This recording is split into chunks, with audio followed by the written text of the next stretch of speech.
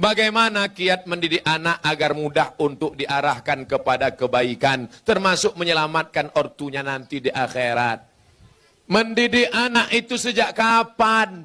Mendidik anak itu sejak mencarikan calon ibunya.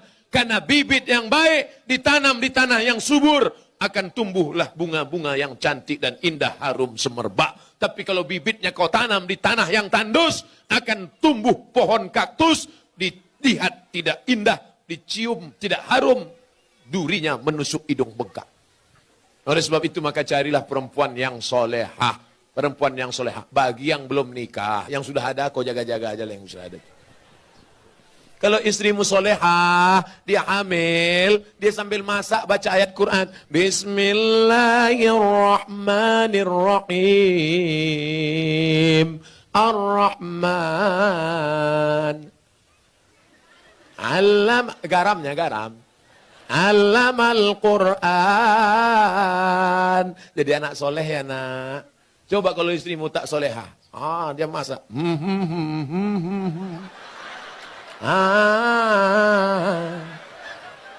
Garam tak ada.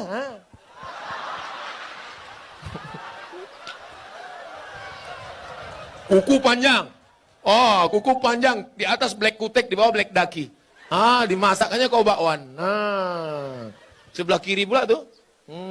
Enak bakwan mama ya. Iya. Makanya kalian cari yang solehah.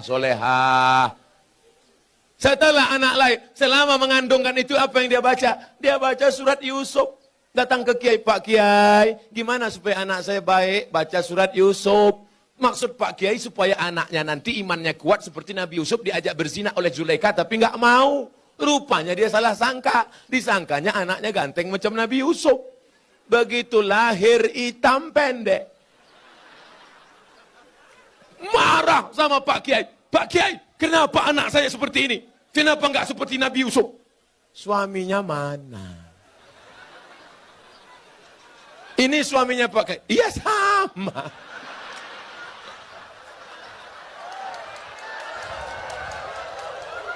Maksud saya nyuruh kamu baca surat Yusuf, bukan anaknya ganteng macam Nabi Yusuf, tapi imannya kuat. Mohon maaf Pak Kiai, saya salah sangka. Ya enggak apa-apalah, udah terjadi apa boleh buat Pak Kiai. Dia enggak akan marah, dia enggak akan komplain ke kamu. Aku nyesal nikah sama kamu mas, hitam pendek, jelek, busuk, bau. Jangan-jangan aku kena pelet dulu. Dia tetap nerima. Apa kata dia? Mas, aku enggak marah. Karena Islam mengajarkan rukun iman 6. Iman ke-6 adalah nerima takdir baik dan takdir buruk. Engkaulah takdir burukku mas. Dia ridho nerima. Dia tidak akan marah mencaci maki engkau. Karena dia berkata, walaupun bagaimanapun juga, engkau adalah pilihan terbaik menurut Tuhan untuk aku, mas. Walaupun kemana-mana orang selalu bertanya, itu supirmu ya? Lalu kemudian, setelah anakmu lahir, dia akan menyusukannya. Disusukannya anakmu berapa lama? 2 tahun.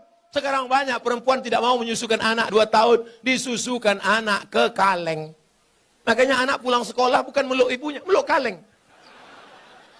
Tanya Bu Dokter, tanya Pak Dokter Andi Sopyan, apa kata dokter? Coba tengok dinas kesehatan, susukan anak Anda 6 bulan berturut-turut, ASI eksklusif. Insya Allah otaknya akan cerdas, tubuhnya akan sehat, tidak terkontaminasi penyakit. Dulu kita mandi di sungai 6 jam mandi sampai biru bibir, nggak ada batuk, nggak ada demam. Air susu ibu membuat kita kuat, imun kita sehat. Anak sekarang ngelihat mendung aja bersin. Ikatan emosional dekat. Anaknya disusukan ibu. Ibu yang menyusukan anak untuk menghindari kanker payudara. Ibu yang menyusukan anak sekaligus keluarga berencana. Ibu yang menyusukan anak kedekatan emosional antara ibu dan anak. Makanya anakmu jauh dia tetap nelpon, mama mau makan apa? Nanti adik bawakan makanan ya. Anak yang tidak kau susukan, kau titip uang pun dia lupa. Mana titipan mama tadi? Enggak ingat, ma. Lupa. Jangan heran. Kenapa? Karena hubunganmu dengan dia sudah lama putus. Lalu kemudian setelah itu dijaganya. 2 tahun pertama, susukan. 2 tahun kedua, Lari-lari, lompat-lompat. 2 tahun ketiga, mulai dia mengajarkan surat-surat pendek. Anak sambil motong-motong bawang, motong-motong cabai. Bismillahirrahmanirrahim. Qul huwallahu ahad. Akhirnya dia ajak sholat. Sekarang kita ketemu perempuan di tepi jalan. Umur 5 tahun. Lipstiknya tebal, rambutnya pirang 3 warna. Merah, kuning, kelabu. Kuteknya merah. Kira-kira anak umur 5 tahun ini yang ngajar siapa? Maknya. Al-ummat nasatul ula. Ibu adalah pendidik pertama. Sekolah sebelum S1, S2, S3. Pendidik kita yang pertama adalah ibu. Tadi waktu saya makan, ada anak kecil berjilbab panjang. Ustadz, anak kecil mencium tangan saya. Anak kecil ingin duduk dekat saya. Kenapa? Karena anak-anak ini dilahirkan oleh ibu-ibu yang solehah. Di mana ibu-ibu solehah itu berada? Di Bontang. Wahai laki-laki yang ingin mendapatkan istri solehah, datanglah kalian ke Bontang. Yang sudah nikah jangan lagi. Lalu Pak Ustadz selanjutnya, sampai kapan anak ini engkau jaga? Perempuan tidak pernah berhenti bertanya, kamu sedang di mana, jalan sama siapa, pulang jam berapa, duitnya kemarin mana,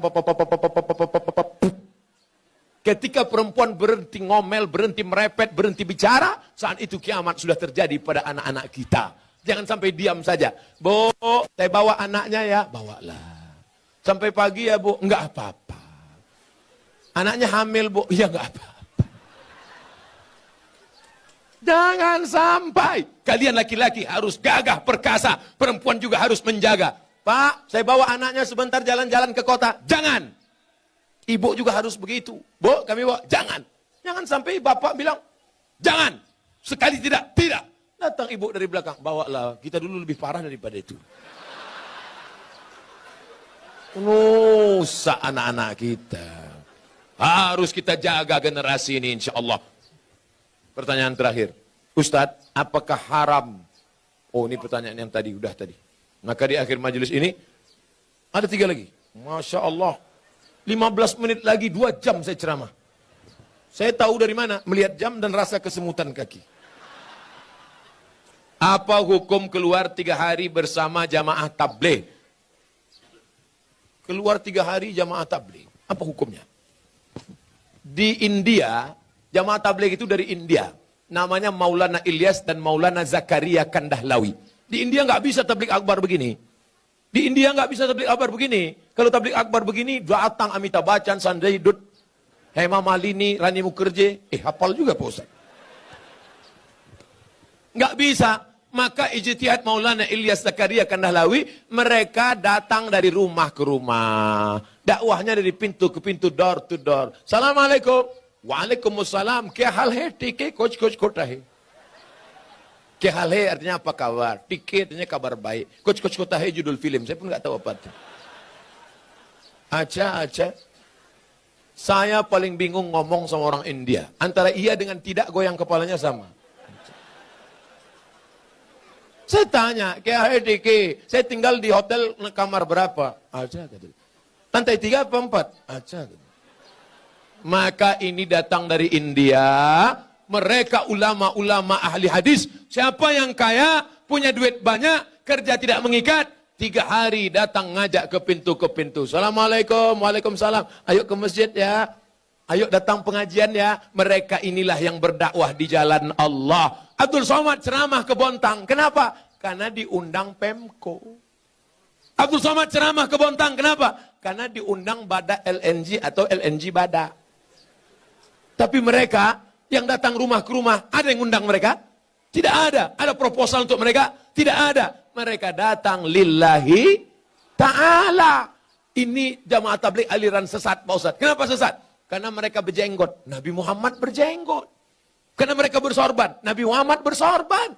Karena mereka pakai jubah. Nabi Muhammad pakai jubah. Kenapa Ustaz nggak pakai jubah? Ini orang ramai narik-narik. Kalau sempat saya pakai jubah, tanggal jubahnya. Maka saya pakai celana biar supaya cepat lari, nanti selesai ceramah langsung masuk mobil pulang. Jangan katakan mereka sesat. Mereka adalah orang yang mengajak ke jalan Allah. Mereka aslinya dulu preman, betato, kumis tebal, anting-anting, gak kenal agama. Tapi datang jamaah tabligh di terminal, ini preman.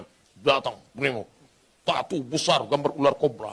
Datang itu jamaah tabligh memukul ular kobranya. Hei, ayo ke masjid. Berani ente ngajak saya? Besok dia datang lagi. Lama-lama preman ini tersentuh. Datanglah dia ke masjid. Ini bukan cerita bohong. Ini bukan cerita yang diada-adakan. Seorang preman di kampung saya. Rambutnya panjang, punya meja biliar. Tidak pernah sholat. Akhirnya saya pulang dari Mesir. Dia yang jadi imam di masjid. Bismillahirrahmanirrahim. Saya heran. Siapa ini? Assalamualaikum warahmatullahi. Yang punya meja biliar. Saya tanya, abang gimana ceritanya taubat? Ustadz nggak pernah menceramahi aku. Aku nggak pernah datang ke masjid. Aku nggak pernah dengar khutbah. Aku nggak pernah nengok tabligh akbar. Tapi ada orang yang datang ke meja biliarku, mengajakku. Siapa itu? Inilah dia jamaah tabligh. Berapa banyak orang dapat hidayah karena mereka. Kalau engkau belum sanggup seperti mereka, jangan ejek olok-olok mereka. Ini banyak orang ngejek. Apa itu? Itu jamaah kompor. Apa itu? Itu jamaah KUPJ. Apa itu KUPJ? Kelompok Ustadz Panjang Janggut. Oleh sebab itu maka mereka dakwahnya lembut. Assalamualaikum Pak Haji. Waalaikumsalam. Ayo ke masjid ya Pak Haji. Jangan ajak-ajak saya. Kamu belum lahir, saya sudah haji. Apakah mereka jamaah tabligh berhenti? Mereka besok ajak lagi. Assalamualaikum Pak Haji. Waalaikumsalam. Ayo ke masjid ya Pak Haji. Kan sudah kubilang kemarin. Ini kening sudah sujud 1000 kali di Masjidil Haram. Catatan amal sudah penuh. Aku tinggal masuk surga aja lagi. Tinggal sana, pergi. Masjid kalian yang jelek itu nggak level ya. Hari ketiga mereka datang lagi. Assalamualaikum Pak Haji. Apa? Mau ngajak lagi? Mau ngasih tahu Pak Haji. Nanti kalau Pak Haji mati kami biarkan ya. Akhirnya Pak Haji pun ke masjid juga. Oleh sebab itu maka dakwah mereka lembut. Apa pernah jamaah tabligh marah-marah mengkafirkan? Enggak. Mereka datang ngasih siwak, minyak wangi, ngasih sorban, ngasih parfum. Ayo ke masjid Pak Ustaz. Kalau enggak setuju, mereka enggak marah. Apa pernah jamaah tabligh marah sama saya karena saya enggak berjenggot? Enggak. Apa pernah mereka mengatakan, yang enggak berjenggot masuk neraka? Jangan kelahi gara-gara jenggot. Jamaah tabligh berjenggot dia aja. Aku ngeliat ente berjenggot kayak kambing. Yang berjenggot juga marah. Aku kambing, kau enggak berjenggot anjing. Akhirnya berantem anjing sama kambing. Yang senang siapa? Musang berbulu ayam. Mereka nanya, kenapa mereka kelahi? Gara-gara jenggot. Di masjid lagi. Iya, untung kita nggak ke masjid. Rusak persatuan. Itu tidak terjadi di Bontang. Kenapa? Karena Bontang tertib agamis. Mandiri, aman, nyaman. Kalau terjadi mungkin di dekat-dekat perbatasan.